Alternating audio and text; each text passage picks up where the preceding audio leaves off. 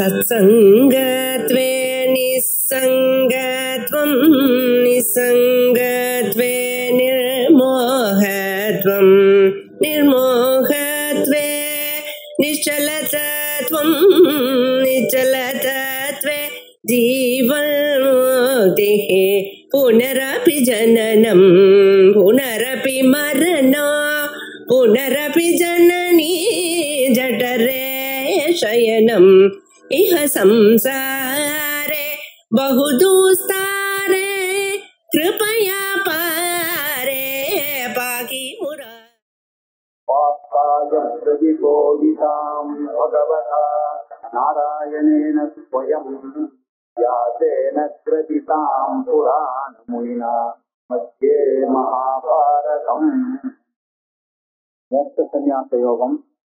அதுல முதல்ல ஒரு கேள்வி கேட்டார், தியாகத்துக்கும் சந்நியாசத்துக்கும் இருக்கக்கூடிய பேதம் என்ன அப்படின்னு. அதுக்கு அவர் பகவான் என்ன சொன்னார்னா, தியாகம் அப்படின்னு சொன்னா கர்ம பல தியாகம் தியாகம் அப்படின்னு சொன்னார். சந்நியாசம்ன்றதுக்கு கர்ம தியாகம் சாமிய கர்ம தியாகா அப்படின்னு சொன்னாங்க. அப்படின்னா சந்நியாசம்னு சொன்னதுல கர்மாவே இல்லை அப்படின்னு ஆச்சு. கர்மாவே இல்லை, எல்லா கர்மாவையும் விடுறதுதான் சந்நியாசம். தியாகம்னு சொன்னாக்க கர்மாவை அனுஷ்டானம் பண்ணணும், ஆனா அதுல வரக்கூடிய பலத்தை தியாகம் பண்ணணும் அப்படின்னு சொன்னார். இப்போ நம்ம வசதியா எதை நினைச்சிட்டு இருக்கோம்னாக்க உத்தம ஆசிரமம்னாக்க சன்னியாசம் தானே உத்தம ஆசிரமம். அப்படி இருக்கும் பொழுது இவர் சன்னியாசத்தை விட தியாகமானது வசதி அப்படின்னு என்னமா சொல்லலாம் அப்படின்னு சொன்னா, அதுக்கு கீழே இருக்கக்கூடிய ஆச்சாரியெல்லாம் அதுக்கு வியாக்கியானம் பண்ணும்பொழுது, இப்போ கேள்வி அர்ஜுனனுக்கும் அவருக்கும் இருக்கிறதுனால இந்த கான்டெக்ட வச்சுதான் அவர் பதில நம்ம புரிஞ்சுக்கணும். சர்வகர்ம சந்நியாசன்றது வசதியே, அது பண்றவா பரிபூர்ணமா வந்தவா அதை பத்தி இப்ப இல்ல. இவனுக்கு முழுக்க அந்த சந்நியாச லெவலுக்கு வரத்துக்கான விஷயங்களை சொல்லணும்ன்றதுனால அவனுக்கு இதை ஸ்லாகிச்சு சொல்ல வேண்டிய அவசியம் இருக்கு. அது மாத்திரம் இல்ல, ஆச்சாரியருடைய பகவானுடைய வச்சனமும் எப்படி இருக்குன்னா, இதுல மோட்சம் நிச்சயமான சித்திக்கிறதுன்னு தெரியும் பொழுது இதை சொல்றதுல தப்பு இல்லை. ஆகையினால அவர் என்ன சொன்னாரு, பல தியாகமானது அதனால வரக்கூடிய அந்த தியாகம் தான் சன்னியாசத்தை விட வசதி அப்படின்னு அவனை மனசுல வச்சுட்டு சொன்னார். அதுக்கப்புறம் ஒரு விஷயம் சொன்னார் அவர், கர்மானாலே உங்க எல்லாருக்கும் தெரியும் தோஷவத்து. கர்மானாலே என்ன, தோஷத்தோட கூடியது தானே கர்மாவா இருக்கும். கர்மானாலே என்ன, பந்தகத்துவத்தை உண்டு பண்ணக்கூடியது எதுவோ அதுதான் கர்மா. எது அதிருப்திகரமாக இருக்கோ அது கர்மா. எது கிருதகம் தது அனித்தியம், இது லோக நியாயம். எது செய்யப்பட்டதோ அது போய் தானே தீரணும், அதனால அனித்தியமா தான் இருக்கணும். ஆகையினாலையும் கர்மா தோஷத்தோட கூடியிருக்கு. அது மாத்திரம் இல்ல, எந்த கர்மா செய்தாலும் அதுல பிரயத்தனங்கள்லாம் இருக்கு, துக்கம் இச்சிரித்தம் இருக்கதான் இருக்கு. எந்த காரியம் பண்ணனாலும் கையை நீட்டி போடணும், திரவியங்களை சம்பாதிக்கணும், திரவியத்தெல்லாம் சேர்த்து வைக்கணும், வரவாளுக்கு காசு கொடுக்கணும். எந்த கர்மா பண்ணாலும் சரி அதுல காய கிளேசமானது இருக்கதான் இருக்கு. அது முடிகிற வரைக்கும் மனக்கிளேசமானது இருக்கதான் இருக்கு இல்லையா. அதை எப்படி பண்ணணுமோ அதுக்கு உண்டான வாக்குனால வரக்கூடிய கிளேசங்களும் இருக்கதான் இருக்கு. இப்படி சரீரத்துல வாக்கு காய மனம் மூணோட சேர்ந்து பண்ணக்கூடியது எதுவோ அதுதான் கர்மா.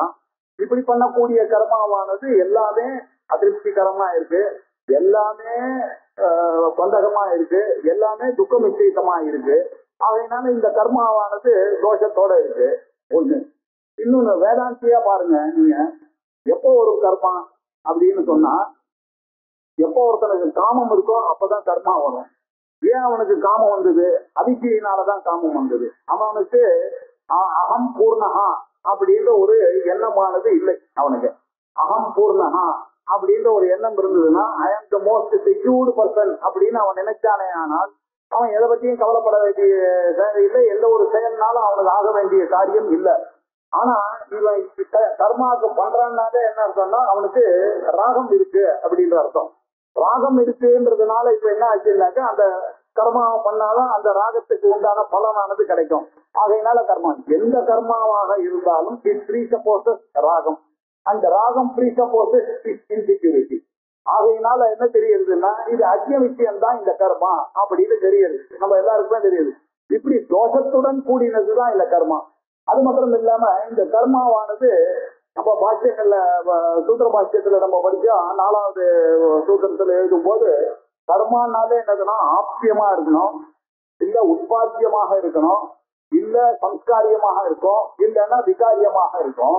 இந்த 4 நீங்க பண்ணாலும் அது என்ன அர்த்தம்? உட்பாத்தியம்னா என்ன அர்த்தம்? ஒண்ணு உண்டாச்சுன்னா என்ன அர்த்தம்? அழிய போறதுன்னு அர்த்தம். காப்பியம்னா என்ன அர்த்தம்? இங்க இல்லைன்றதுனாலதான் அங்க போய் அடையிறான் அப்படின்னா அதுலயே அவங்களுடைய இன்செக்யூரிட்டியானது நல்லா தெரியறது. சம்ஸ்காரியம்னாக்க ஆத்மாவுக்கு எதுவுமே ஒட்டாதுன்னு தெரிஞ்சு போச்சுன்னா கர்மாவனால பண்ணக்கூடியதுன்னா பியூரிபிகேஷன் தான். பியூரிபிகேஷன் யாருக்கு வேணும்? மலம் இருக்கிற விஷயத்துக்கு வேணும் பியூரிபிகேஷன் ஆனது வேணும். மலமே இல்லாத ஆளுக்கு எங்க அப்படி வச்சு பார்த்தாலும் அது சரியா வரல. விகாரியம், விகாரம்னா டிரான்ஸ்பர்மேஷன். டிரான்ஸ்பர்மேஷன் இருக்கிற ஒண்ணுனாக்கா அதுல எக்ஸ்டேந்து டிரான்ஸ்பர் எதுவா மாறுறது. இப்படி எல்லாம் பிரம்மத்தோட அதை நிறுத்தி பார்த்தோம்னா கர்மாவனால எதுவுமே பண்ண முடியாது. அதனால ஆப்பியம், உட்பாத்தியம், சம்ஸ்காரியம், விகாரியம் அப்படின்ற 4 தோஷங்களோட கூடினது எதுவோ அதுதான் கர்மான்னு தெரியுது. துக்கம், இஷ்டித்தத்துவம், பந்தகத்துவம், அதிருப்திகரத்துவம் இல்லையா, அனித்தியத்துவம், இதோட கூடினதுதான் கர்மா. இப்படி இருக்கும்போது அந்த கர்மாவை போய் நீ பண்ணுன்னு எப்படி சொல்றார் அப்படின்னா, அப்ப நான் ஆரம்பத்துல இருந்தே முதல்லயே சொல்லிட்டு இருக்கேன், 3வது சாப்டர்ல இருந்து ஆரம்பிச்சு என்ன கர்மாவை பண்ணித்தான் ஆகணும். எப்போ இந்த சந்தேகம் இருக்கோ, எப்போ ஆசை இருக்கோ அவ்வளவு ஈஸி இல்லை. இந்த தேகாத்ம பாவத்தை விடுறதுன்றது வாயில பேசுறதுக்கு நல்லா இருக்குமே தவிர தேகாத்ம பாவமானது விட முடியாது யாருக்கும். ஆகையினால இந்த தேகாத்ம பாவம் யாருக்கு இருக்கோ, அகம் மம அபிமானம் இருக்கிற பரியந்தம் கர்மாவை பண்ணித்தான் ஆகணும். ஆனா அதுல ஒரே ஒரு சின்ன வழி இருக்கு. அந்த கர்மாவை பண்ணும் பொழுது அதை ஈஸ்வரார்ப்பணமாக பண்ணணும். அதிலிருந்து வரக்கூடிய பலத்தை ஈஸ்வர பிரசாதமாக ஏற்றுக்கொள்ளணும். இதுதான் கர்மயோகம். அப்படிப்பட்ட கர்ம பல தியாகத்தை தான் இங்க வந்து கர்மயோகம்னு சொன்னோம். முதல்ல நீங்க கேட்ட கேள்விக்கு பாஞ்சங்களுக்கு ஞானமும் கர்மயோகிகளுக்கு கர்மாவும் நீங்க விதிக்கிறீல. ஏன் வசதி? நீங்களே என்ன சொன்னீங்க? ஸ்திதப்பிரஜ்ய லட்சணம்லாம் சொல்லும் பொழுது ஞானிதான் ரொம்ப வசதி, சன்னியாசி தான் வசதின்னு சொன்னீங்க. ஆனா எனக்கு பேசும்போது மாத்திரம் நீங்க வந்து என்ன சொல்றீங்க? கர்மயோகம் தான் வசதின்னு கேட்டேன். அதுக்கு அவர் என்ன பதில் சொன்னாரு? உனக்குன்னு மாத்திரம் இல்லை, உன் மூலமா எல்லாருக்குமே சொல்றேன், யார் யாருக்கெல்லாம் இந்த ப்ராப்ளம் இருக்கோ அவளுக்கெல்லாம் கர்மாவை தான் வீழ்ச்சி ஆகணும். இல்லைன்னாக்க இது தவறான ஒரு முடிவுக்கு போயிடுவாங்க. எல்லாத்தையும் கர்மாவை விட்டுலான்னு. இப்படி இருக்கிறதுனால அந்த சந்நியாசமும் எப்படி இருக்குன்னாக்க 3 விதமாக இருக்கு. சாத்விகமான சந்நியாசம் ஒண்ணு இருக்கு, ராஜசமான சந்நியாசம் இருக்கு, தாமசிகமான ஒரு சந்நியாசம் இருக்கு. அந்த சந்நியாசங்களுக்குள்ளேயே இவ்வளவு பேதங்கள் இருக்கு. அந்த சந்நியாசங்களும் 3 விதமாக இருக்கு. அது மட்டும் இல்ல, இதுக்கு முன்னாடியே சொன்ன உங்களுக்கு பாவனானி மனிஷினஹா அப்படின்னு சொல்லியிருக்கேன். இந்த கர்மாவை பண்றதுனால என்ன ஆகுதுன்னாக்க யஜ்ஞம், தானம், தப்பம் இது 3த்தையும் விடக்கூடாதுன்னு சொன்னாரு. நிச்சயமா சொல்றேன், தியாகம் தான் அதுல வசதி அப்படின்னு சொன்னாரு. அப்புறம் யஜ்ஞம், தானம், தபம் இதை வந்து எந்த காரணத்தை கொண்டு தியாகம் பண்ணக்கூடாது அப்படின்னாரு. ஏன் பண்ணக்கூடாதுன்றதுக்கு காரணம் சொன்னார். யஜ்ஞ தான தபஸ்தைவ பாவனானி மனிஷினாம். உங்களுடைய மனசுல இருக்கக்கூடிய அழுக்குகள்லாம் போனமையானால் இந்த யஜ்ஞம், தானம், தபம் இந்த 3 மாத்திரம் நீ விடவே கூடாது அப்படின்னு சொன்னார். அதுக்கப்புறம் தான் அவன் இதை பண்ணிதான் ஆகணும்னு சொல்லி ஏதான்யதிது கர்மாணி தங்கம் தெக்வா பலானிக, இது எல்லாத்தையும் இந்த கர்மாக்களை எல்லாம் அதுல ஒரு அட்டாச்மெண்ட் இல்லாம அந்த பலம் எனதில்லைன்னு நீ கர்த்தவியானீதி, இது நான் பண்ணிதான் ஆகணும் அப்படின்னு யஜ்ஞார்த்தம் கர்ம குரு அப்படின்னு முன்னாடியே சொல்லியிருக்காரு அவர். யஜ்யமா நினைச்சிட்டு ஒர்க்ஷிப்னு நினைச்சிட்டு பண்ணணும். அவசியம் கர்த்தவியம்னு நினைச்சிட்டு நீ பண்ண ஆஸ் அ டியூட்டி பண்ணீங்கன்னாக்கா உங்களுக்கு டென்ஷனே கிடையாது. ஆட்லயே அப்படிதான், இது என்னுடைய கடமை, நீங்க படிச்சா இதனால பலம் வரும், இதை 2 பேர் எனக்கு பாராட்டணும்னு நினைச்சா அவ பாராட்டலன்னா கோபம் தான் வருது. அதனால எந்த இங்கிலீஷ்ல கூட ஒர்க்ஷிப் அப்படின்னு சொல்றதெல்லாம் இங்கேருந்து யஜ்ஞார்த்தம் பண்ணக்கூடிய கர்மா தான் கர்ம. ஆகையினால கர்ம யோகம் தான் ரொம்ப அவசியம்பா அப்படின்னு சித்த சித்தி ஜனகமாக இருக்கிறது அப்படின்னாரு. அதனால யஜ்ஞம், தானம், தபசு இதெல்லாம் ஆவசியகம் அப்படின்னாரு. அதுலயும் ரொம்ப ஆவசியகம் என்ன? பலத்தியாகம் அதை விட ரொம்ப முக்கியம் அப்படின்னாரு. பலத்தியாகம் பண்ணாதான் உங்களுக்கு அகம். ஏன் அப்படி பண்ணணும்னு அப்படி அவசியமா சொல்றாருன்னா, அப்போதான் அகம் மம அபிமானம் அந்த கர்மாலும் உங்களுக்கு வரக்கூடாது. இப்படி பிராக்டிஸ் பண்ணிட்டே இருந்தேனால் அந்த கர்ண சித்தி வரும்போது நிச்சயமாக வேதாந்தத்துக்கு வருவேன். அந்த வேதாந்தத்தினுடைய வேதாந்த வாக்கிய ஜன்யமான அந்த அகம் பிரம்மாஸ்தின்றது உங்களுக்கு பிடிக்கும். அதன் மூலமாக நீங்க மோட்சத்தை அடையலாம். எது சன்னியாசிகளால சிரவண மனன நிதித்தியாசனத்தினால அடையப்படுகிற மோட்சமானது நீங்க இப்படி கர்மாவை பண்ணி கொண்டு இருக்கிறதுனால, ஈஸ்வரார்ப்பணமாக பண்றதுனால, பலத்தியாக ரூபேன பண்றதுனால அந்த கரண சுத்தி ஏற்பட்டு அதனால குருலாபம் கிடைச்சு அதனால வேதாந்த சிரவணம் பண்ணி எல்லாரும் வேதாந்தத்துக்கு வர முடியும் அப்படின்ற அர்த்தத்துல அவரு தியாகம் தான் வசதி அப்படின்னு சொல்லிட்டு வர்றார். இப்போ அந்த தியாகமும் 3 விதம் பா அப்படின்னு சொன்னாரு இல்லையா? இப்ப அதை சொல்றாரு, நியதஸ்யது சந்நியாசஹ கர்மணோ நோபபத்யதே மோஹாத் தஸ்ய பரித்யாகஹ தாமசः பரிகீர்த்திதः. நியதஸ்ய கர்மணஹ து சந்நியாசஹ ந உபபத்யதே. உனக்கு அது கொஞ்சம் கூட பொருந்தாது. உனக்கு செய்ய வேண்டிய காரியங்கள் இருக்கும் பொழுது அதை செய்யாமல் தப்பிக்கிறதுன்றது ரொம்ப தப்பான காரியம். அது எஸ்கேபிசம். நீங்க பண்ணிதான் ஆகணும்னு சொல்லி இருக்கும் பொழுது நீங்க அதை விட்டுட்டு அது எனக்கு வேண்டாம் அப்படின்னு பண்ணலன்னாக்கா அது தப்பு. சரி, அப்படி இருக்கும்போது நிறைய பேருக்கு அது தெரியலையே அப்படின்னா சில பேர் தெரிஞ்சு விடுறது இல்ல, சில பேருக்கு இந்த மாதிரி எல்லாம் இருக்குன்றதே தெரியாது, தெரியாமே விட்டுட்டான்னா அது ரொம்ப மோசமான கேஸ். அதுக்கு பேர் தான் தாமச சன்னியாசம் அவ பண்றதுதான். ஏன்னா அவளுக்கு இந்த மாதிரி ஒண்ணு இருக்குன்னு தெரியலையே. ஏன் தெரியலன்னா மோகாத் சத்திய பரித்தியாக, அவனுக்கு மோகத்தினால, மோகாத் அப்படின்னாக்கா ஆச்சாரியா நீங்க அஜானாத், அவனுக்கு இந்த மாதிரி விஷயங்கள்லாம் இருக்குன்னு தெரியவே தெரியாது. அதனால அவன் இந்த கர்மாவெல்லாம் பண்ணவே இல்லை அப்படின்னா அப்படிப்பட்ட அப்போ அதுவும் தியாகம் தானே. அவங்க கர்மா பண்ணலையே. அப்போ கர்மாவே பண்ணாத சன்னியாசிக்கு என்ன பலன் வரணுமோ அதே பலன் இவனுக்கும் கொடுக்கணும்னு நீங்க ஆர்கியூ பண்றது நியாயமா இருக்குமா? இவன் அஜ்ஞானாக இருக்கான், அதனால இவன் பண்ணல. அதனால இப்படிப்பட்ட சன்னியாசத்தை அந்த சன்னியாசத்தோட ஒப்பிடாதீங்க. இது தாமச சந்நியாசம் அப்படின்னு பேரு. இதுக்குதான் தாமச சந்நியாசம். நியதஸ்யது சந்நியாசா, நித்திய கர்மாவானது உங்களுக்கு அக்னிஹோத்திராதிகளோ சந்தியாவந்தனாதிகளோ வீட்டுல இருக்கும் பொழுது அந்த ரெஸ்பான்சிபிலிட்டிஸோ இதெல்லாம் நீங்க யாரும் விட முடியாது.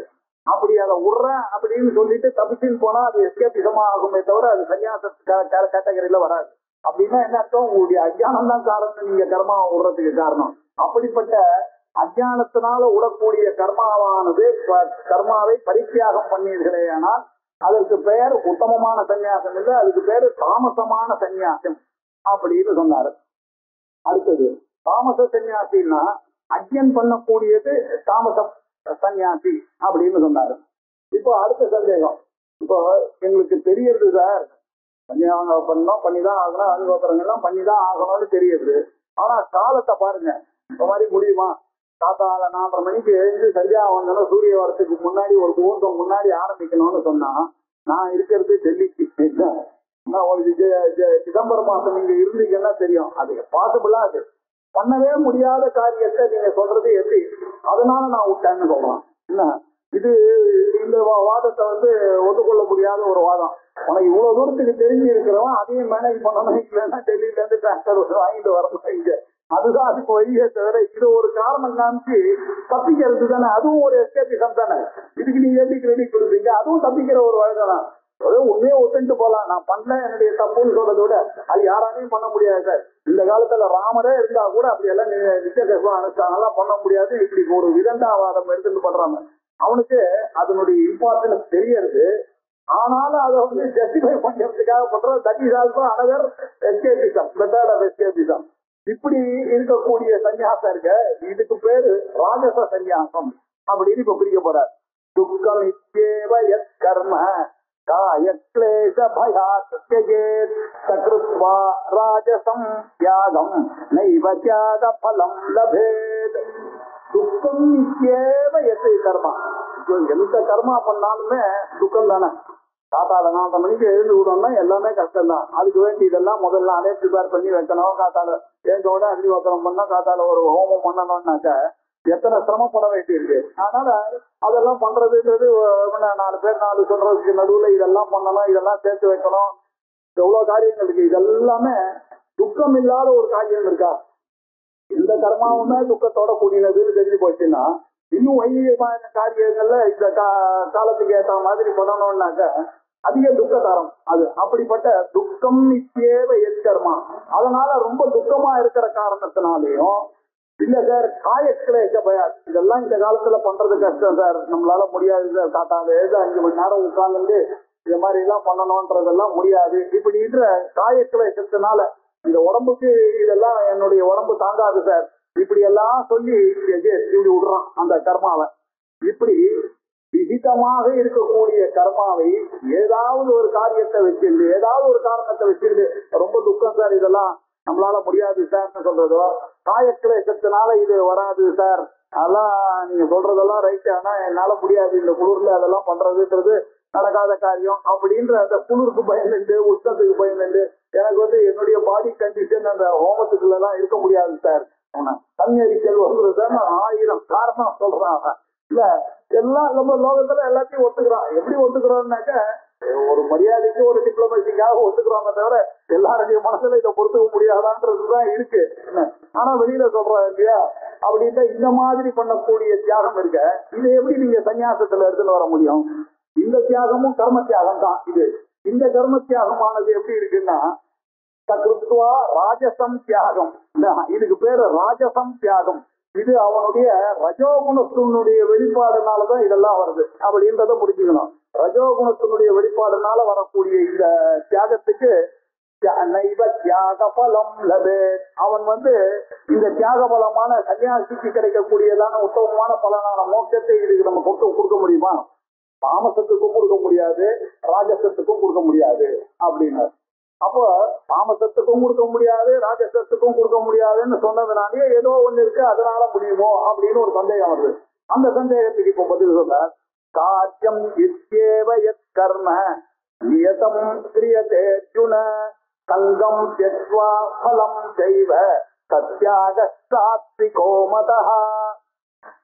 காரியம் நித்யேவ, இது பண்ணித்தான் ஆக வேண்டும் என்பதற்காக நித்திய நைமித்திக கர்மாவை விட்டா பிரத்யவாய தோஷம் வரும், பாவங்கள் ஆசிரியிக்கும். அது சன்னியாசி விஷயத்துல வேதாந்திகள் சொல்ற அபாவாத்து பாவ பாராத்தகா வராது, பிரத்யவாயத்தினால ஒரு பாவ பதார்த்தமான ஒரு பாவமோ புண்ணியமோ வராது அப்படின்னு சொல்ற ஒரு விஷயம் தனி, அதை வச்சுக்கோங்க. அது மாத்திரம் இல்ல, வேதாந்த பட்சத்துல பூர்வ மீமாம்சகம் தான் இதை சொல்றான். அவன் செய்ய வேண்டிய காரியத்தை பண்ணலன்னாக்க பிரத்யவாய தோஷம் வரும்னு. நம்ம கர்ம விஷயமாக இருக்கிறதுனால அவனுடைய சாஸ்திரத்தை இதுக்கு நம்ம ஒத்துண்டுதான் ஆகணும். ஆமாம், அது வரலன்னா பிரத்யவாயம். வேதாந்தத்துக்கு வரும்போதுதான் அந்த ஆர்குமெண்ட்டை நம்ம மாத்துறோம். ஏன்னா பிரத்யவாயன்றது ஒரு கர்மாவை செய்யலைன்னாக்க அப்படின்னா என்ன அர்த்தம்? Nothing, you not done anything.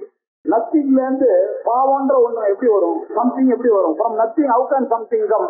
அதனால அது ஒத்துக்கல அப்படின்னு சொல்றது அந்த சன்னியாசி விஷயத்துக்கு சொல்றான். இங்க கர்ம விஷயத்துல அவனுக்கு சொல்லும் பொழுது அவனை இப்ப எங்கட இதான பண்ணி ஆகணும், அதனால ஜோசையே அப்படின்னு வேற பகவானே சொல்லியிருக்காரு. இந்த மாதிரி கர்மாவை யாராவது பண்ணா நீங்க உற்சாகப்படுத்தணுமே தவிர அவளை டிமோட்டிவேட் பண்ணக்கூடாதுன்னு வேற அவர் அட்வைஸ் பண்ணியிருக்காரு.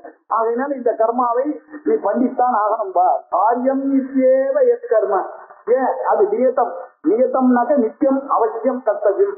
நித்திய கர்மான்னு அர்த்தம். நியத்தமா பண்ணக்கூடியது எது? நித்திய கர்மா. நித்திய கர்மான்னா என்ன அர்த்தம்? டெய்லி பண்ற கர்மான்னு ஒரு அர்த்தம் ஒண்ணு இருக்கு. இன்னொரு அர்த்தம் அவசியம் கர்த்தவியம் கர்மா, அது பண்ணாம இருக்கக்கூடாதுன்றதுனால சொல்லக்கூடியது. இப்படி நியத்தம் கிரியதே அர்ஜுன, அதை எப்படி பண்ணணும்? சங்கம் த்யக்த்வா பலம் செய்வ. அது கூட ஒரு அட்டாச்மெண்ட் இல்லாம இது நான் பண்ண வேண்டிய காரியம், அது நான் பண்றேன், இல்லைன்னாக்க என்னுடைய சரீரமானது இந்த சேஷத்தை பண்ணிட்டே இருக்கும், அதுக்காக நான் எல்லா பொருளையும் சேரிச்சேன், அது துக்கமாக இருக்கட்டும், இருந்தாலும் நான் அந்த டைம் நான் பண்ண வேண்டிய காரியங்களை பண்ணாதவனா ஆயிடுவேன்ற பயத்தினால இந்த காரியங்கள்லாம் பண்ணிட்டு இருக்கேன். காத்தாலேருந்து சந்தியாவனத்தை பண்றேன், அக்னிஹோத்திரம் பண்றேன், ஹோமங்கள்லாம் பண்ணிட்டு இருக்கேன். அப்படின்னா என்னன்னா ஒரு அட்டாச்மெண்ட் இல்லை. அதனால எனக்கு இதை பண்ணதுனால எனக்கு புகழோ பேரோ எதுவும் தேவையில்லை.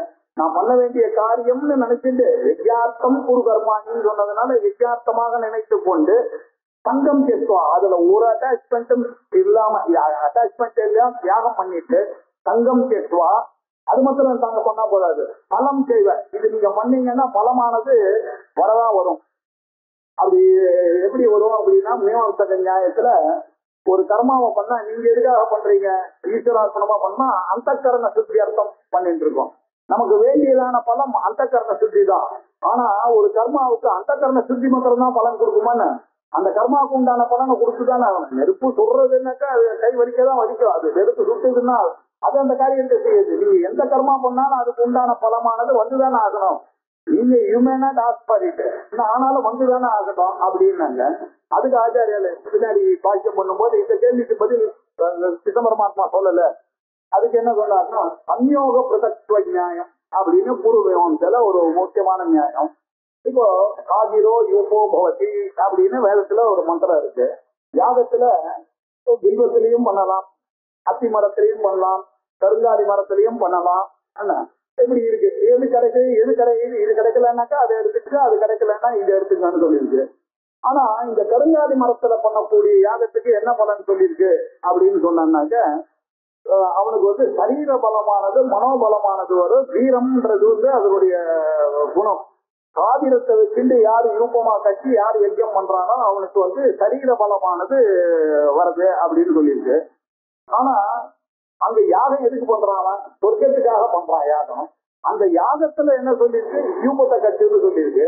அந்த யூபத்தை எப்படி கட்டணும்னு கேட்டானாக்க, நீ பில்வ கட்டையில வேணாலும் பண்ணிக்கோ, இல்ல அத்தி கட்டையில வேணாலும் பண்ணிக்கோ, இல்ல கருங்காலி மரத்துல வேணாலும் பண்ணு அப்படின்னு சொல்லியிருக்கு. இவன் இப்ப கருங்காலி மரத்தை பண்ணான். இப்ப இத பண்ணான்னாக்க யாகத்தின் பொருட்டு தானே இது வச்சான். அதுக்கு உண்டான பலன் என்ன? சொர்க்கம் தான் பலன். அந்த சொர்க்கத்தை மாத்திரம் தானே அந்த காதிர மரமானது கொடுக்கணும். அது பண்ணலைன்னா சொர்க்கமானது கிடைக்காதுன்றதுனால அது ரொம்ப இம்பார்ட்டன்ட் சொர்க்கத்துக்கு அப்படின்னு.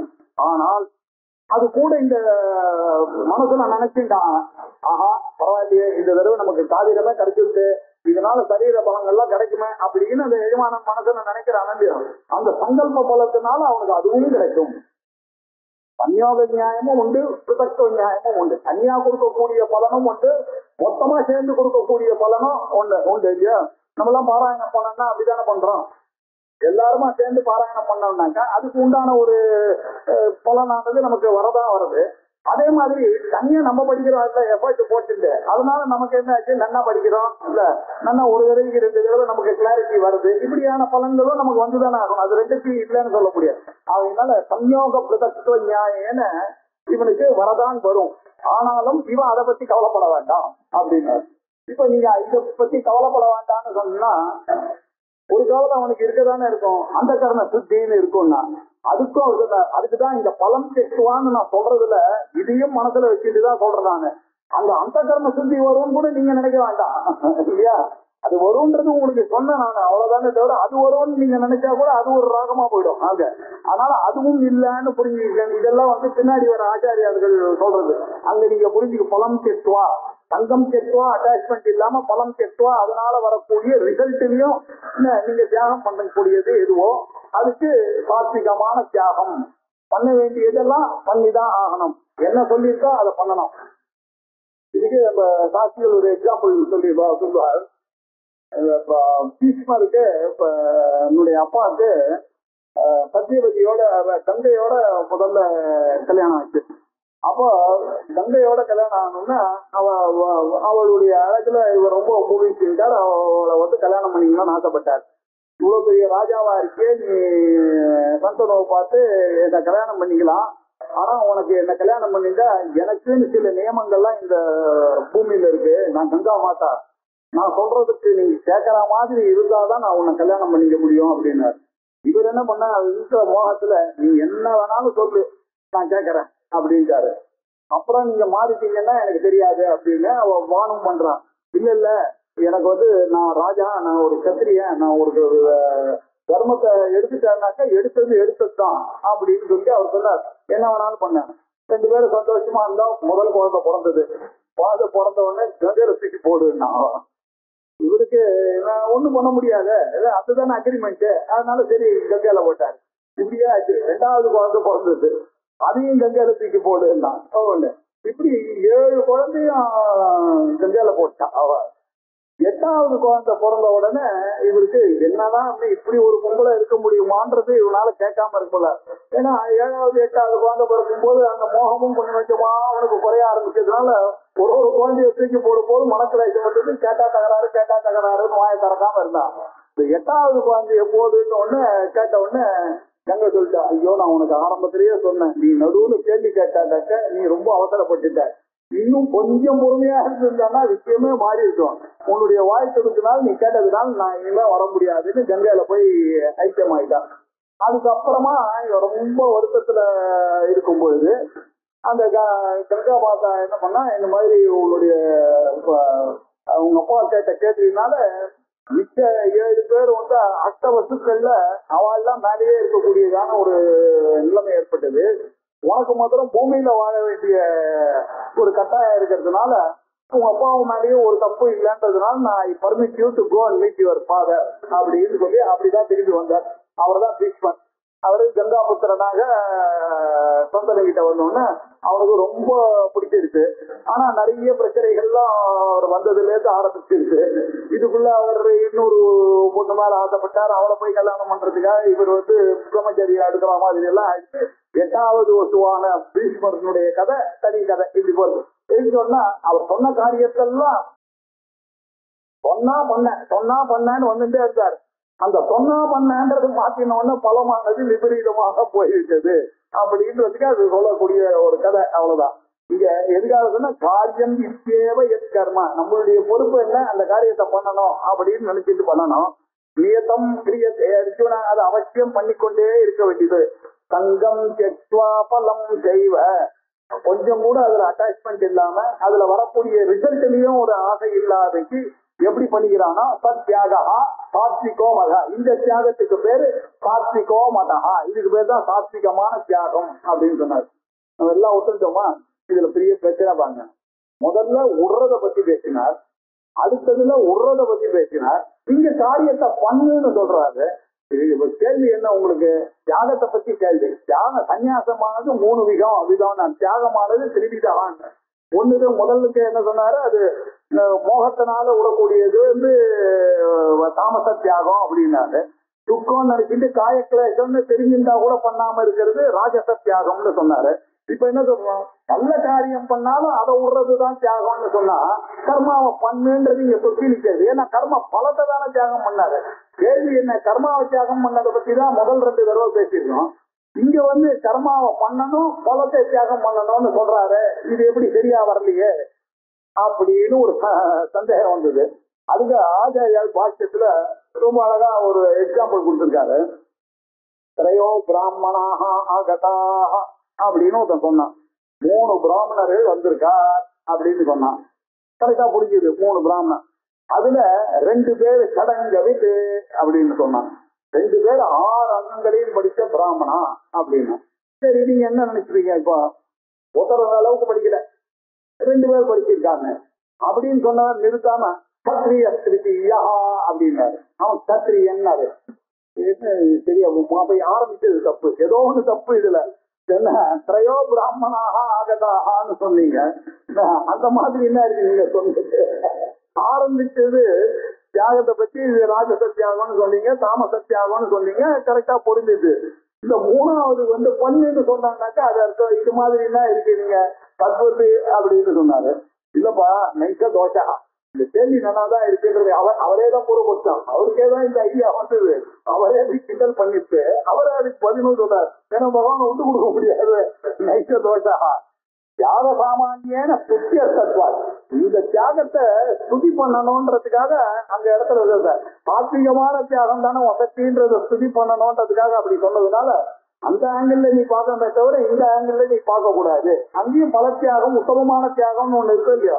அந்த உத்தமமான தியாகமான சாத்விகமா இருக்கக்கூடிய சன்னியாசத்துக்கு வருகிறதுன்றத எடுத்துரைக்கணும்ன்றதுலதான் அங்க இன்டென்ஷனை தவிர இந்த மாதிரி ஒரு குதர்க்கமான கேள்விக்கு பதில் சொல்லணும்ன்ற இன்டென்ஷன் இல்லைன்னு புரிஞ்சுக்கலாம் நீங்க அப்படின்னு சொன்னார். அது எப்படி தெரியுது? நீங்களே எப்படி பண்ண?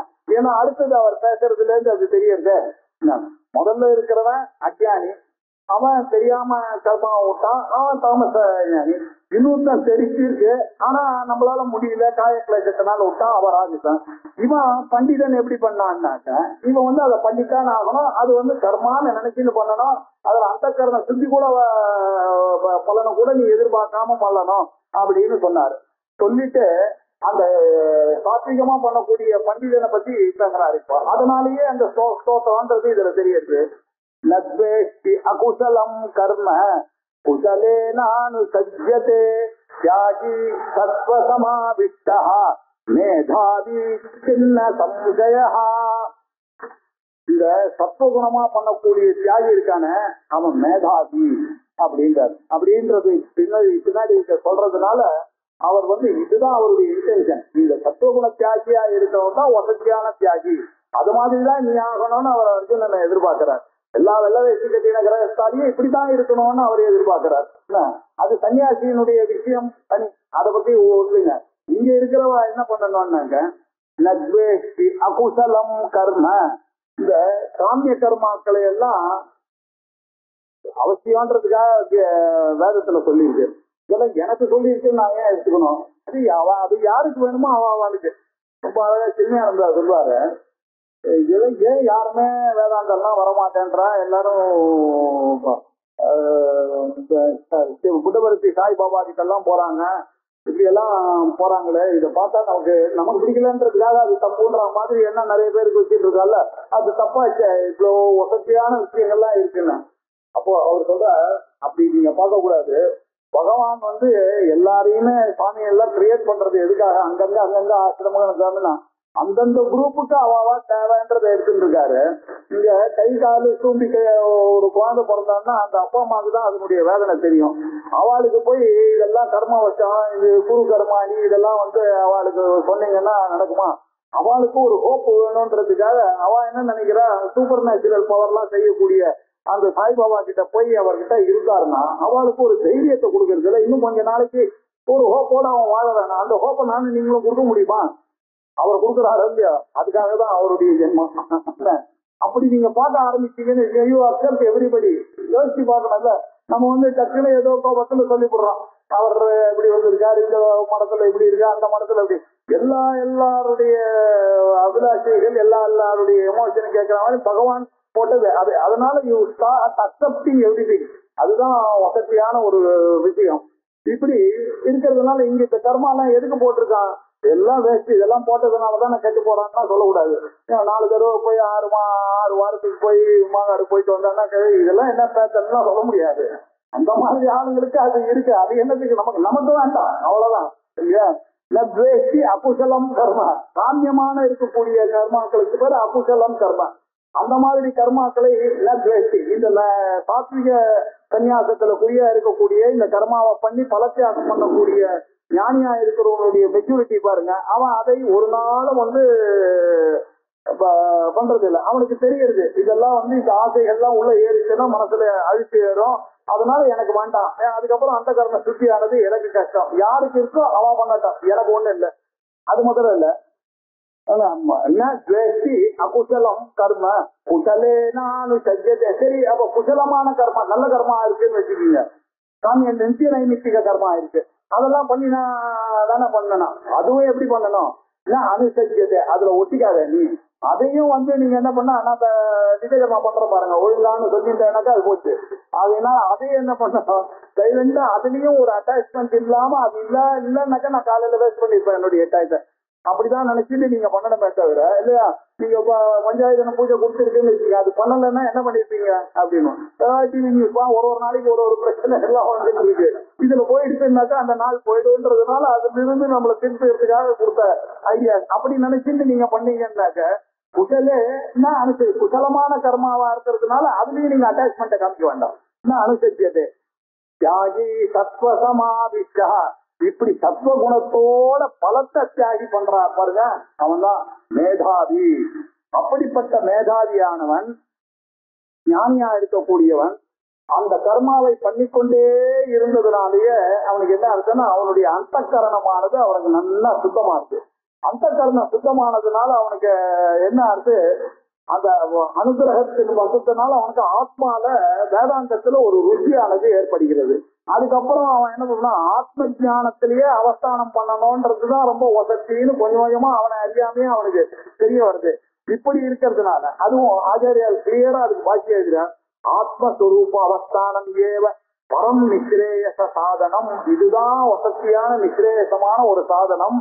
அந்நியத்தின்கிட்டு இது எதுவும் இல்லைன்றத அந்த பலத்தை தியாகம் பண்ணி அவன் செய்யக்கூடிய கர்மாவனால அவனுக்கு ஏற்படுகிறது. அதனால அவன் ஞானி துல்லியமா ஆயிடுறான். அதுக்கப்புறமா அவன் கேட்கிற வேதாந்தமானது ரொம்ப சீக்கிரமா அவனுக்கு தத்துவமசியானது பண்ணிக்கிறது. ஆகையினால அவன் வேதாந்தியா ஆகிறான் அப்படின்னு சொன்னார். சொன்னதோட நிறுத்தாம இன்னும் கொஞ்சம் இதை வளர்க்கிறார். நகி தேஹபிருதா சக்கியம் யக்தும் கர்மாண்யசேஷதः யஸ்து கர்ம பலத்யாகி சத்யாகீத்யபிதீயதே. அப்படின்னாக்க நேரவே சன்னியாசத்தை பண்ணா அதுதான் முடியலன்னு ஆயிடுச்சேன். ஏன் அப்படின்னு கேட்டா தேகபிருதா கர்மாணி அசேஷதா தியக்தும் ந சக்கியம். இந்த உடம்புல நான் நினைச்சிட்டு இருக்க அந்த கர்மாக்களை எல்லாம் உடுன்றது நடக்காத காரியம். ஏன்னா அவன் ஏதாவது ஒரு காரியம் பண்ணிட்டு தானே இருக்கும். அந்த வேலைக்கு பசிக்காத உடம்புக்கு ஏதாவது ஒரு கர்மாவை பண்ணிட்டு தேகஸ்திதிக்காகவாவது அவன் கர்மாவை பண்ணி தானே ஆகணும். அப்படி பண்ணாம இருக்கவே முடியாது. அசேஷத்தா கர்மாவை உடு அப்படின்னாக்கா அது யாராலையுமே முடியாது. பேர்பட்ட சன்னியாசியா இருந்தாலும் அசேஷத்தா கர்மா உடுனாக்கா அவனால முடியுமான்னு ஏதாவது ஒரு கர்மா பண்ணிதான் ஆகணும். என்னதான் காஜாயம் வாங்கிட்டாலும் தாகம் எடுத்ததுன்னா தண்ணி குடிக்காம இருக்க முடியுமா? சாப்பாடு குடிக்காம இருக்க முடியுமா? அப்படியே யோகத்துல இருக்காருன்னு வச்சுட்டா கூட 4 நாள் 5 நாள் இருக்கலாம், 4 மாசம் 5 மாசம் அப்புறம் இப்படி எல்லாம் நீங்க யோசிச்சு பார்த்தாலும் தேகத்துல இருக்கிற பரியந்தம் தேகாத்ம ஞானம் போனவனுக்கு ஜீவ பிரம்ம ஐக்கியம் வந்த ஞானிகள் அவ இப்படி நம்ம எதிர்க்க பண்ணிட்டு இருக்கா, தண்ணி குடிச்சிட்டு இருக்கானா அவளுடைய கர்மா என்ன பிராரப்த வசாத் அவ இருந்துட்டு லோக சங்கரார்த்தம் பண்றா. அவ எக்காலத்திலும் கீழே இறங்க போறது இல்ல. அந்த ஞானியை இவங்களோட மிஸ்டேக் பண்ணிக்க கூடாது. சாதாரணமா ஞானம் வராத ஒரு ஞானி இருந்தாலும் அவனுக்கு தேகத்துல ஒரு ஆசை வச்சிருக்கோம், அப்படி வச்சுக்கணும். நீங்க இந்த செகண்டரி சன்னியாசிகளா இருந்தாலும் அவளுக்கு இந்த தேகத்துல ஒரு அபிமானம் இருக்கதானே இருக்கும். அப்படி இருக்கும்போது தேகபிருதா கர்மானி அசேஷதா தியக்தும் ந சக்கியம். இந்த கர்மாவை உடுன்னு அவனுக்கு சொல்றது நடக்காத காரியம்பா. அதனால யஹா தூ தஸ்மாத்து யஹா தூ அப்படின்னா இங்க தஸ்மாத் ஆகையினால என்ன யஹா யார் ஒருவன் கர்ம பல தியாகி. அதனால இந்த நிலைமைக்கு கர்ம பலத்தை தியாகம் பண்றான் பாருங்க. தத்துவ அந்த சாத்விகமான தியாகி அவன் தான் நான் சொல்லக்கூடிய தியாகி. சத்யாகி அவன் தான்பா உண்மையான தியாகி. அவனுக்கு இன்னும் கொஞ்சம் தான் பாக்கி இருக்கு. பரமார்த்த தரிசனத்துக்கு கிட்ட இருக்கான். பரமார்த்த தரிசனத்துக்கு கிட்ட இருக்கான்னா அதேகபூதமான பரமார்த்த தரிசனம் அவனுக்கு வரதுக்காக தேகபிரதா இருக்கிறவன் கர்மபல தியாகத்தை பண்றதுனால அவனுக்கு என்ன வர வேண்டியது இருக்கு? இன்னும் இந்த தேகத்துல அவனுக்கு இருக்கக்கூடிய அபிமானமும் போயிடும் அப்படின்றதுனால.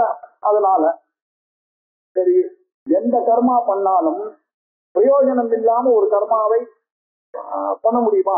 என்ன அது என்ன மந்தோபி பிரவர்த்ததேன்னா பிரயோஜனம் அனுதிஷ்ய மந்தோபி பிரவர்த்ததே அப்படின்னா ஒரு பிரயோஜனம் இல்லாம மந்தனார்வம் கூட ஒரு காரியம் செய்ய மாட்டாங்க. யார் எந்த காரியம் பண்ணாலும் அதுக்கு ஒரு பிரயோஜனம் இல்லாம ஒரு அனாவசியமான காரியத்தை யாரும் பண்ண மாட்டானே அப்படின்னா. இல்ல இந்த சின்ன குழந்தைங்க எல்லாம் தண்ணி அடிக்கிறது அது என்ன அப்படின்னு தண்ணி அடிச்சா அதுக்கு ஒரு சந்தோஷம் இருக்குன்றதுனாலதான் அதுலயும் ஒரு பிரயோஜனம் இருக்கு. பிரயோஜனம் இல்லாம எதுவுமே கிடையாது. நீங்க கர்மான்னு ஒண்ணு பண்ணீங்கன்னாக்க அதுக்கு உண்டான பலன் வந்துதான் ஆகும்.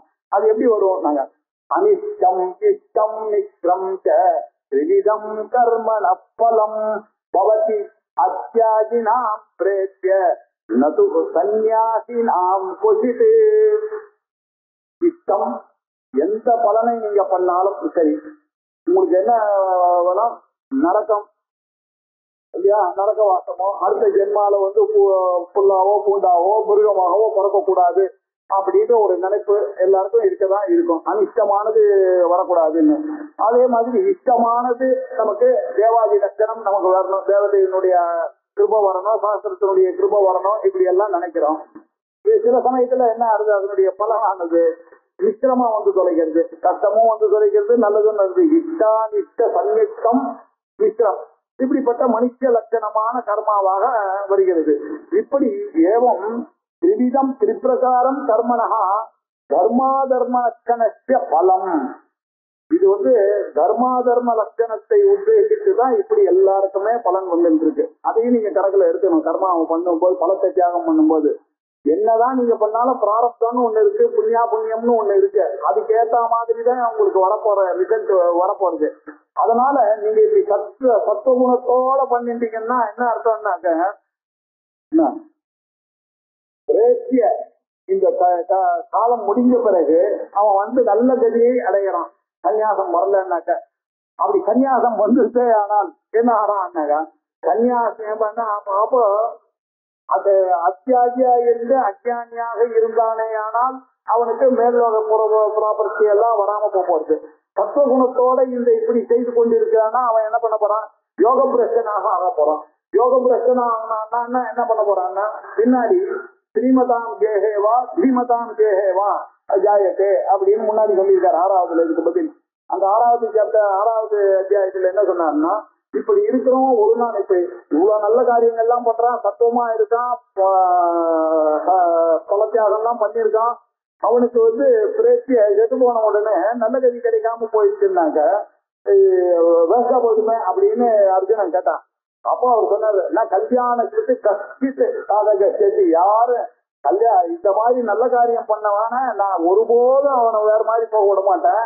அவனை என்ன பண்ணுவான்னா அடுத்த ஜென்மால அவன் ஒரு ஸ்ரீமதாம் கேஹேல ஒரு நல்ல பணக்கார வீட்டுல நன்னா பிறந்து நன்னா இதெல்லாம் வாசிச்சு முன்னுக்கு வருவான்.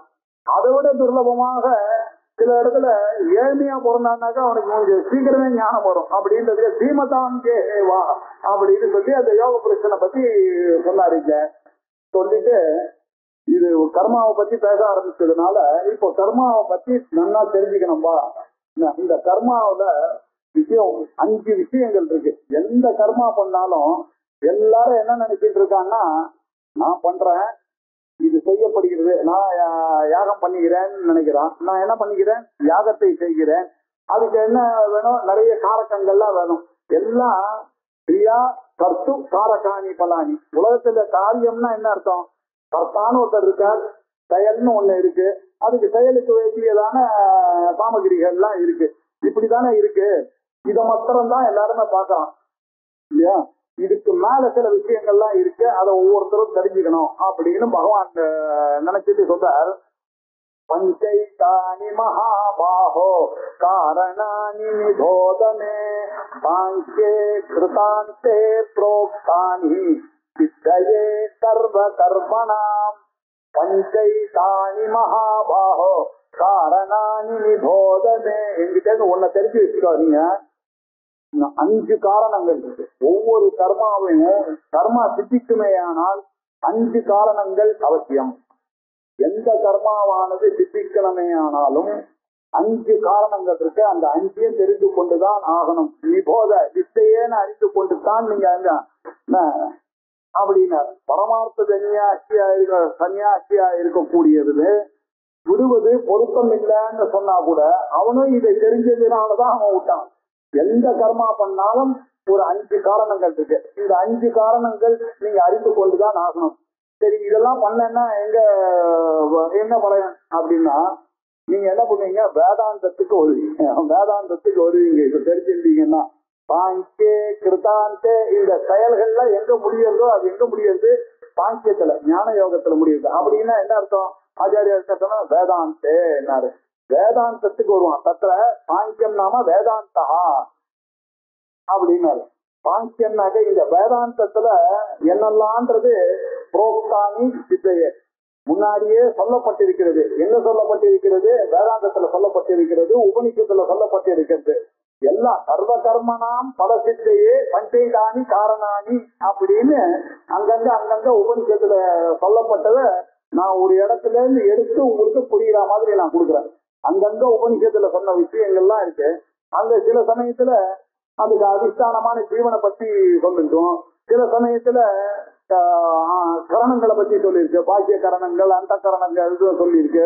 சில இடத்துல அவனுடைய செயல்கள்லாம் எப்படி ஏற்படுகிறது, சேஷ்டைகள்லாம் எப்படி பண்றது, கண்ணுக்கா எப்படி பாக்குறது, காது எப்படி கேட்கறது, இப்படி இது எல்லாம் அங்கங்க சொன்னதை ஒரு இடத்துல எடுத்துட்டு கொடுத்து ஒரு ஸ்லோகமா நான் கொடுக்குறேன் பாரு. இந்த 5 தெரிஞ்சின்றாலே போதும், வேதாந்தத்துக்கு வந்து விடுவான் அப்படின்னார்.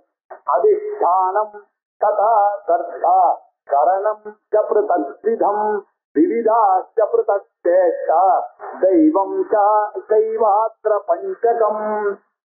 முதல்ல அதிஷ்டானம். அதிஷ்டானம் அப்படின்னாக்க இருப்பிடம், ஆதாரம், சப்ராட்டம் அப்படின்ட்டு அர்த்தம். பவுண்டேஷன் அப்படின்ட்டு அர்த்தம். எது பவுண்டேஷன்? எல்லாரும் பண்றான்னாக்க என்ன அர்த்தம்? முதல்ல நான் இருக்கணும், அதான் பவுண்டேஷன். முதல்ல இது இருக்கணும், முதல்ல சரீரம் இருக்கணும். அந்த சரீரமானது சரீரம் இருக்கணும், அதுல இன்னொரு கண்டிஷன் இச்சா, துவேஷம், சுகம், துக்கம், அஜ்ஞானம் எல்லாம் அதுல இருக்கணும். அந்த மாதிரி ஒரு பகவான் ஒண்ணு படைச்சிருக்காரு. அதுதான் என்னுடைய சரீரம். இது ஃபர்ஸ்ட் தெரிஞ்சுக்க வேண்டியது. இந்த அதிஷ்டானம் அவசியம் ஒரு கர்மா பண்ணணும்னா. ரெண்டாவது காரணம் கர்த்தா. கர்த்தான்னா இந்த உபாதியில இந்த ரிஃப்ளெக்டட் சைக்கிள் வச்சுட்டு நான் செய்கிறேன், ஆம் கர்த்தத்துவம் எனக்கு இருக்கு இல்லையா, எந்த காரியம் பண்ணாலும் பின்னாடி நான் செய்கிறேன் அப்படின்ற ஒரு காரணம் இருக்கு. இந்த சரீரத்தினால செய்கிறேன் அப்படின்ற ஒரு தொக்கி நிக்கிறது, அது ஒரு காரணம். அது மாத்திரம் இல்ல, கரணம். கரணம் பிருதக் விதம், தனித்தனியா நானா பிரகாரமாக பலவித கரணங்கள் இங்க இருக்கு. எப்படின்னாரு ஆச்சாரியால் துவாதசம் அப்படின்னாரு. துவாதச சங்கியா அப்படின்னு. அது என்ன துவாதச சங்கியான்னாக்க ஒண்ணுல 5 ஞானேந்திரியங்கள், 5 கண்ணு, காது, மூக்கு, நாக்கு, செவின்னு 5 ஞானேந்திரியங்கள் இருக்கு. 5 கர்மேந்திரியங்கள் இருக்கு. வாக், பாணி, பாத, பாயு, உபஸ்தம் அப்படின்னு ஒரு கரணம் இருக்கு. அதுக்கப்புறம் மனசுன்னு ஒண்ணு இருக்கு. இது செய்யலாமா அது செய்யலாமா அப்படின்னு நினைக்கக்கூடியதான மனசு. அதுக்கப்புறம் ஒரு புத்தி இருக்கு, இது செய்யலாம்னு டிசிஷன் எடுக்கக்கூடியது. இந்த 12 ரொம்ப அவசியம் ஒரு கர்மாவை செய்யறதுக்கு. அதுல ஒரு சமைக்கணும்னா கூட பாருங்க, எல்லாம் இருக்கு உங்களுக்கு, ஸ்டவ் இருக்கு, கரண்டி இருக்கு, எல்லாம் இருந்தா கூட ப்ரொவிஷன் வேணுமா? அதே மாதிரி நமக்கு கண் இருக்கு, காது இருக்கு, எல்லாம் தான் இருக்கு. சமையல் பண்ணணும்னாக்க டெய்லி என்ன பண்ண, இன்னைக்கு கூட்டு பண்ணலாமா, துவையல் பண்ணலாமா, நேற்று பண்ணதையே இன்னைக்கு பண்ணலாமா, இருக்கிற கத்திரிக்காய் இருக்கு அதை பண்ணலாமான்னு எத்தனை பிரச்சனைகள் வருது நம்ம இதான். அப்போ இந்த மாதிரி சந்தேகங்கள் வருது. சந்தேகம் வரும்போது ஒரு டிசிஷன் நாங்க எடுத்தானே, ஏன்னா சாப்பிட்டு தான் ஆகணும். 7 மணிக்கு ஒரு தகவல், அதுக்கப்புறம் அம்மா எல்லாத்தையும் கணக்குல எடுத்துக்கிறாரு. ஆத்துக்காருக்கு நேற்று பிடிச்சது, பசங்களுக்கு இது பிடிச்சது, அதனால ஒரு டிசிஷன் ஒன்று வந்து ஆகணும் இல்லையா? அந்த டிசிஷனையும் எடுக்கிறது புத்தி. இப்படி எந்த காரியம் பண்ணாலும் பண்ண சாதாரணமா காரியம். இப்ப இதுக்கு முன்னாடி நம்ம தெரிஞ்சுக்க வேண்டியது, ஒரு காரியத்தை பண்ணணும்னாக்க 3 விஷயங்கள் சாஸ்திரத்துல சொல்லியிருக்கு. வேதாந்தத்துல இல்ல, பூர்வ மீமாம்சைதான் இதை ஒத்துக்கிறான். அதனால மீமாம்சையில சொல்லியிருக்குன்னு சொன்னோம். உத்தர மீமாம்சானும் ஒத்துக்கிறான், பூர்வ மீமாம்சை. என்னன்னாக்க ஒரு செயலை செய்யணும்னா முதல்ல இச்சதி ஜானாதி எதே அப்படின்னு ஒரு நியாயம். முதல்ல அவன் என்ன பண்ணோம், நம்ம பாட்டுக்கு ஒருத்தர் வந்தாருனாக்க, இது ஒரு எக்ஸாம்பிள், நான் ஏற்கனவே சொன்ன எக்ஸாம்பிள் தான். ஒருத்தர் வராருனாக்க அவருக்கு இப்போ காபி கொடுக்கணும்னு எனக்கு ஆசைன்னு வச்சுக்கோங்க. அப்ப நான் காபி கொடுக்கணும்னா எனக்கு என்ன தெரிஞ்சிருக்கணும்? முதல்ல எனக்கு காபி போட தெரிஞ்சிருக்கணும். அப்ப அப்படி இருந்தா தானே நான் காபி ஆஃபர் பண்ண முடியும். ரெண்டாவது என்ன பண்ணா, எனக்கு அவருக்கு காபி கொடுக்கணும்ன்ற ஒரு ஆசை இருக்கணும். மூணாவது நான் வந்து எஃபர்ட் போடணும். இப்ப பாருங்க, நான் பர்சன்ட் இருக்கேன், அவருக்கு காபி கொடுக்கணும்ன்ற ஆசை இருக்கு. அப்ப என்ன ஆச்சு, எனக்கு காபி போட தெரியும், ஜானாச்சி இச்சத்தி, ஆனா எதனும் பண்ண முடியாத, நான் தான் படுத்துட்டு இருக்கேன் அப்படின்னா. சில சமயத்துல பாருங்க, ஓடுறதுக்கும் தெரியும், என்னால எஃபர்ட் எடுக்க முடியும், ஆனா இவருக்கு கொடுக்க கூடாதுன்னு நினைக்கிறேன். இச்சை இல்லை, அப்பவும் போச்சா என்ன? இச்சை இல்லைனாலும் போச்சு, பிரயத்தனம் இல்லைனாலும் போச்சு. இன்னும் என்ன மாதிரி வச்சுங்க, ரொம்ப ஆசை இவருக்கு நல்லா சாப்பாடு போனா சமைக்க தெரியாது, அதுவும் பிரயோஜனம் இல்லை. இச்சையும் இருக்கு, பிரயத்தனமும் பண்ண முடியும், ஆனா தெரியாதுன்னாலும் பிரயோஜனம் இல்லை. அதனால இந்த 3 காரியம், இந்த 3 காரியமும் பண்ணணும்னாக்க இந்த கருவிகள்லாம் அவசியமா இருக்கு இல்லையா? இத காரியங்களை ஞானேந்திரியங்களும் வேலை செய்யணும், கர்மேந்திரியங்களும் வேலை செய்யணும். அதுக்கப்புறம் மனசுலயும் இருக்கணும், அது கரெக்டா பிளான் பண்ணணும், அந்த பிளானை இம்ப்ளிமெண்ட் பண்ணணும் புத்தி இல்லையா? டவுட்டு பிளான் இவ்வளவும் இருந்தாதானே ஒரு காரியம். ஸோ அதனால கரணம் ரொம்ப முக்கியம். ஃபர்ஸ்ட் அதிஷ்டானம் சரீரம் முக்கியம், அதுல நான் செய்கிறேன் என்ற பாவம் முக்கியம். அதுல இந்த கூட இந்த கரணங்கள்லாம் ஹெல்ப்புக்கு இருக்கணும். இது ஒரு காரணம். இந்த 3 இல்லாம பண்ண முடியுமா? இதை தவிர இன்னொன்னு இருக்கு. அது என்னன்னா விவிதாச்ச பிரதக் சேஷ்டா. ஒவ்வொருக்கும் ஒரு செயல் இருக்கு, அதுக்கு ஏத்த மாதிரி நான் பண்ண வேண்டியிருக்கு. இப்போ ஒரு காரியம் பண்ணோம்னா, இப்போ காய்கறி எல்லாம் இருக்கு, தரிக்கிறது நம்ம டிசைடும் பண்ணியாச்சு, இன்னைக்கு தொகையில் வேண்டாம் கூட்டு அப்படின்னு டிசைடும் பண்ணிட்டோம். இப்ப அடுத்த பிரயத்தனம் ஒண்ணு இருக்கு, நம்மளுடைய பிராணாபானங்களுடைய தயவும் இங்க தேவைப்படுறது. நீங்க எடுத்து அந்த குக்கரை எடுத்து வெட்டக்கூடிய அளவுக்கு பலம் இருக்கு நம்ம எனக்கு, தூக்குற சக்தி எனக்கு ஒண்ணா பிராணம் தானே கொடுக்கணும், அதை கிளற சக்தி வேணும்னாக்கா அதுக்கு ஒரு சக்தி. இப்படி பிராணாபானங்களுடைய தயவு இல்லாம ஒரு காரியத்தை செய்ய முடியல. இது வெறும் இந்திரியங்களும் கருவிகளும் இருந்ததுனால மட்டும் வராது. இந்த பிராணாபானங்கள்ல பிராணம் அபானம் வியானம் உதானம் சமானம் எல்லாமே அதை விட நான் எழுந்துக்கணும்னாக்க கரெக்டா அந்த சக்தியானது எழுந்துக்கணுமே. இது ரைட்டு, இஷ்டத்தி ஜானாத்தி எதத்தை அது ஒரு பார்ட்டு. ஆனா நான் எழுந்துக்கும் போது என்னுடைய பிராணன் எனக்கு வேலை செய்த உடனே தானே எதத்தைக்கு பின்னாடி யார் இருக்காரு, பிராணன் இருக்காரு. நான் எழுந்துக்கணும்னா என்னுடைய எனர்ஜி எல்லாம் கரெக்டா காலுக்கு வரணும், நான் எழுந்துக்கும் போது நிக்கணும் இல்லையா. அப்படியெல்லாம் பண்ணிட்டு இருக்க உள்ள ஒருத்தர் 5 பேர் எனக்கு பண்ணிட்டே இருக்காங்க. எந்த சாப்பாடு சாப்பிட்டாலும் அது கரெக்டா அந்த ரத்த குழா வழியா போகணும், அந்த நாளங்கள் வழியா போகணும், நூல் வழியா போகணும், இந்த காரியங்கள்லாம் பண்ற ஒரு வாயு இருக்காரு. இப்படி பஞ்ச பிராணங்கள் இருக்கு, பஞ்ச உபபிராணங்கள் இருக்கு. நாக கூர்ம கிருக்கிர தனஞ்சயன் இப்படி உபவாயுக்கள்லாம் இருக்கு. அதெல்லாம் தானே எனக்கு ஹெல்ப் பண்ணணும் இல்லையா. அக்னியை தொட்டானாக்கா அந்த வாயு எனக்கு ஐயோ இது சூடு இது சொல்லணும். எனக்கு சொன்னோடனேதான் என் மனசுக்கு போய் அதுக்கப்புறம் தான் புத்தி எடுத்து நான் கையை எடுப்பேன். இவ்வளவு காரியம் பண்ணணும்னா அதுக்கு பின்னாடி எந்த காரியம் பண்ணாலும் ஒரு பிராணனுடைய சேஷ்டையானது இருக்கு. அந்த பிராண சேஷ்டை அங்க கரணம்னு சொல்லும் பொழுது துவாதசகம்னு ஆச்சாரியால் பண்ணிட்டாரு. துவாதச சங்கியமா இருக்கக்கூடிய பஞ்ச ஞானேந்திரியாணி பஞ்ச கர்மேந்திரியாணி மனச புத்திஷ்ட அப்படின்னு. இங்க விவிதாச பிரதக் சேஷ்டை அது மாத்திரம் இல்ல, இது தவிர ஒரு சேஷ்டைய செயலானது இருக்கு இந்த சரீரத்துக்குள்ள. அது என்னன்னா இந்த பிராணாபானாதிகளுடைய சேஷ்டை. இப்ப அதிஷ்டானம் 1, கர்த்தா 2, கரணம் 3, அதனுடைய சேஷ்டை பிராணாபானாதி சேஷ்டை.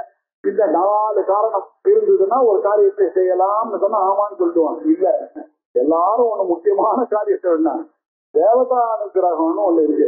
அந்த தெய்வம் பஞ்சம காரணம். அந்த மாத்திரம் அந்த தெய்வ காரணத்தை மாத்திரம் எல்லாம் மறந்து விடுது. எல்லா காரியம் நடக்கிறதுனா லைட் இருக்கு. அதனாலதான் நம்ம என்ன பண்ண, நான் படிக்கிறேன்னு நினைக்கிறேன், நான் சொல்றேன்னு நினைக்கிறேன், நீங்க கேட்கறேன்னு எல்லாம் நினைக்க எல்லாரும் மறந்துட்டோம் ஒரு பாயிண்ட. எல்லாம் நம்ம இந்த காரியம் இன்னைக்கு நடந்ததுக்கு காரணம் அந்த லைட்டு. அந்த லைட்டை இல்லையா, அதை யாரும் நினைக்கிறதே இல்லை. என்னுடைய சரீரத்தை எடுத்துட்டேன்னு என்னுடைய கண்ணு பார்க்கணும்னா ஆதித்யனுடைய அனுகிரகம் இல்லாம எப்படி கண்ணு பார்க்கும்? நீங்க கேட்கறதுனாக்க என்ன அர்த்தம், அக்னி தேவருடைய அனுகிரகம் இல்லாம எப்படி காது கேட்கும் இல்லையா, அக்னி பகவானுடைய தயவு இல்லைன்னா எப்படி வாய் பேசும்? இப்படி எல்லா காரியத்திலையும் ஆதித்யாதி சக்திராதி அனுகிரகம் பூரணமான ஒரு தேவதா சக்தின்னு ஒண்ணு இருக்கு. அந்த சக்தி இருந்ததுனாலதான் அது பார்க்கலாம். அதை நம்ம மறந்துடக்கூடாது. தெய்வம் அத்திர பஞ்சமம், அதுதான் அந்த 5வது. அவரை நீங்க மறந்துடாதீங்க. முதல்ல அதிஷ்டானம், அதுக்கப்புறம் கர்த்தா, அதுக்கப்புறம் கரணம், அதுக்கப்புறம் அதனுடைய சேஷை பிராணாபானாதியுடைய சேஷ்டைகள். இதெல்லாம் இருந்தா போதாது. 5வது ஒரு முக்கியமான காரணம் இருக்கு, அது தெய்வம். சரி, முக்கியமான காரணம்னு எங்க அதுல இருக்கு? அதிஷ்டானம், கர்த்தா, கரணம், விதிலாச பிரதக் சேஷ்டை, தெய்வம். சாதாரணமா சொல்லிருக்கு, விட்டு பண்ணத மாதிரி நீங்க சொல்றீங்களேன்னு கேட்கலாம். ஒண்ணு அதுல ஆச்சாரியால் பாஷ்யத்தில் படிச்சாதான் அந்த சூட்சுமம் இருக்கு. இந்த பஞ்சமம்ன்ற பதம் இருக்கு இல்லையா, அது தற்பிரத்தியம். அது எப்போ வரணும்னா பூர்ணமான விஷயங்களை சொல்லும் பொழுது தற்பிரத்தியம் வரணும்னு ஒரு ரூல் இருக்கு. அந்த ரூலை மனசுல வச்சுட்டுதான் பகவான் இங்க பஞ்சமம்னு சொல்லியிருக்காரு. பஞ்சான்னு சொல்லாம பஞ்சமம்னு சொன்னதுனால பூர்ணத்துவத்துக்கு ஹேதுவா இந்த தெய்வம் இருக்குன்றத அங்க சூச்சனை பண்ணிருக்காரு அப்படின்னாரு. ஏன்னா அவர் இல்லைன்னாக்கா இந்த நீங்க சொன்னக்கூடிய அதிஷ்டானம் வேலை செய்யறதோ, கர்த்தா வேலை செய்யறதோ, கர்ணம் வேலை செய்யறதோ, பிராணாபானாதி வேலை செய்யறதோ இல்லாம போயிடுமே. அதனால பூர்ணம் பண்றது அந்த தெய்வம்ன்றதுனாலதான் பஞ்சமம் தத்பிரத்தியம் அங்க வந்திருக்கு அப்படின்னு. இதெல்லாம் வியாக்கியானக்காரர்கள் சொன்னாதான் நமக்கு தெரியும். இல்லைன்னா படிச்சா நம்ம பஞ்சமம்னா 5வது தெய்வம் அப்படின்னு சொன்னா இந்த பில்டப் கொடுக்க வேண்டிய அவசியம் இல்லைன்னு, பில்டப் கொடுக்கணும் அப்படின்றத அங்கே காமிச்சிருக்காரா அப்படின்னு இவர்கள் எடுத்து சொல்றாங்க. என்னது பெரியவானுடைய வாக்கை நீங்க பார்த்து புரிஞ்சுக்கணும். சாதாரணமா தான் இருக்கும், அது யோசிச்சாதான் உங்களுக்கு தெரியும்னு அப்படி சொன்னார். அது சரி, அந்த சரீரமானது அதை பத்தி சொல்ல போறாரு. இப்போ சரீரவாங் மனோபிஹி யத்கர்ம பிராரபதே நரஹ நியாயம் வா விபரீதம் வா பஞ்சைதே தஸ்ய ஹேதவஹ. இந்த 5 காரணங்கள் சொன்னதோட மாத்திரம் இல்ல, இந்த சரீரமானதுன்னு முதல்ல சொன்ன அந்த அதிஷ்டானம், அந்த அதிஷ்டானத்திலையும் 3 நம்ம புரிஞ்சுக்க வேண்டியது. எப்படி பண்றோம், எந்த காரியம் பண்றதுனாலும் சரீரத்தினால சில காரியங்கள்லாம் பண்ண வேண்டியிருக்கு இல்லையா. நம்மளே போய் எடுத்து கொடுக்குறோம். சிலதெல்லாம் எல்லாமே பண்ணுவோம் வாக்குனால பண்ண வேண்டியிருக்கு. சிலதெல்லாம்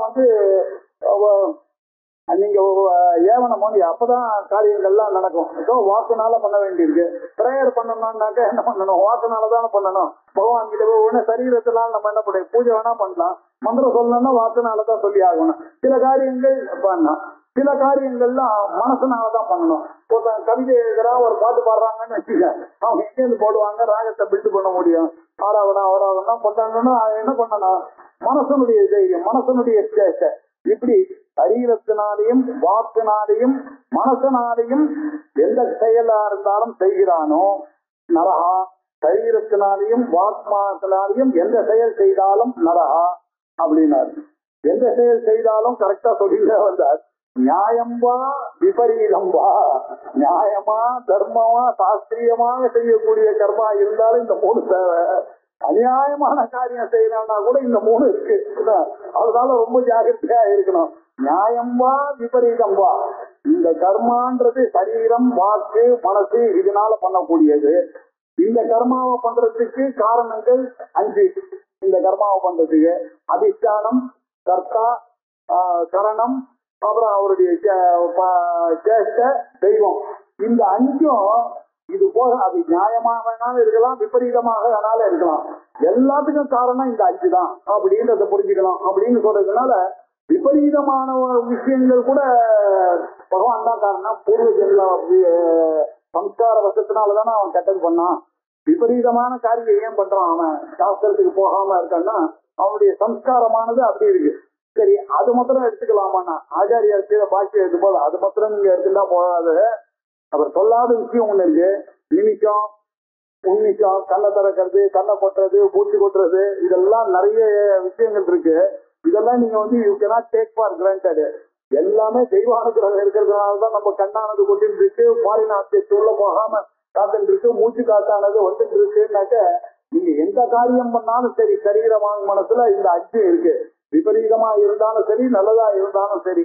நீங்க நல்லதா இருந்தாலும் விபரீதமானதுன்னு சொன்னதுல இதையும் சேர்த்துக்கணும். நீங்க இந்த ஜீவனத்துக்கு ஹேதுவா இருக்கக்கூடிய நிமிஷமோ உன்னிஷமோ மூச்சோ இது எல்லாத்துக்கும் காரணம் அதை பூர்ணம் பண்றதுக்காக அந்த தெய்வமும் இதுக்கு காரணமாக அமையறதுன்றத நம்ம எடுத்துட்டுதான் ஆகணும்.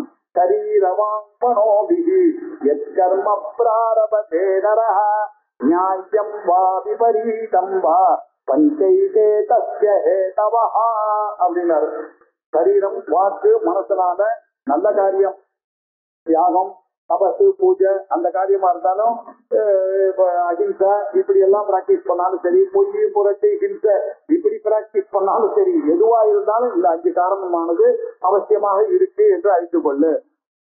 தத்ரைவம் சதி கர்த்தாரம் ஆத்மானம் கேவலம் சுயஹ பஷ்யதி அகிருத புத்தித்வாத் நச பஷ்யதி துர்மதிஹி. இப்போ டாபிக் மாற போறார். அத்தியாசத்தினாலதான் இதெல்லாம் சரீரத்தோட இவன் வந்து இருக்கான். இந்த சரீரத்துக்கு விலக்கணமான ஒரு ஆத்மாவானது இருக்கதா இருக்கு. அந்த ஆத்மாவை இந்த சரீரத்துல இருக்கக்கூடிய அந்த ரிஃப்ளெக்டடான கான்சியஸா இருக்கக்கூடிய அதை போய் நானே நினைச்சிட்டு இருக்கனாலோ இந்த காரியங்கள்லாம் பண்ணிட்டு இருக்கேன்னு கொஞ்சம் டாபிக் மாதிரி கொஞ்சம் வேதாந்தத்துக்கு அடுத்ததுக்கு போறார். இதை வரைக்கும் சொல்லிட்டு இதை அடுத்த